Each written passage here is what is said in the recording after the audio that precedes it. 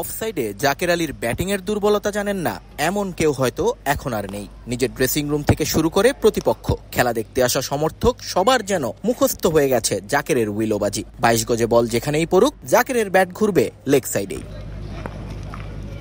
দিনে দিনে সমস্যাটা এতটাই প্রকট হয়ে উঠেছিল যে একাদশ থেকেই ছিটকে পড়েন জাকের আলী অনিক। এক সিরিজ আগে যে টি-20তে অধিনায়ক ছিলেন, পরের সিরিজে সেখানে দলেই জায়গা হয় না তার। সাম্প্রতিক ছন্দহীনতা ভর করেছে আত্মবিশ্বাসেও, তাই তো সাদা পোশাকেও এখন ব্রাত্য জাকের।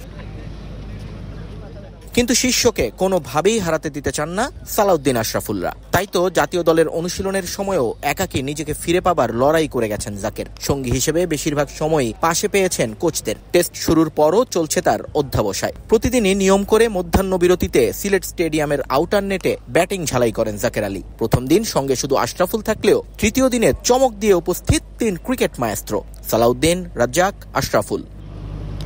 নেটে থ্রোয়ারদের দিয়ে একের পর এক বল খেলে গেলেন জাকের। সবই ছিল অফসাইডে। কাটশট এবং সোজা ব্যাটে খেলাটাই রপ্ত করে গেছেন পুরোটা সময়। যখনই ব্যাট ঘুরেছে লেগে, তখনই এগিয়ে গিয়ে কথা বলেছেন আশরাফুল। টিম ডিরেক্টর রাজ্জাকও এদিন সময় দিয়েছেন জাকেরকে। টানা বল করেছেন শিষ্যকে। অফসাইডে বাহাতি স্পিনারকে শট মারার চেষ্টা করেছেন ব্যাটার। পাশের নেটে এবাদতকে নিয়ে ব্যস্ত থাকলেও সালাউদ্দিনের চোখটাও ছিল এদিকেই। সমস্যা দেখলেই বেশ উচ্চ স্বরে জানিয়ে দিচ্ছিলেন ব্যাটারকে।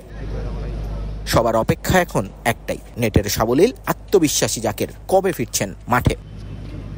নিয়ন মোহাইমিন, সময় সংবাদ, সিলেট।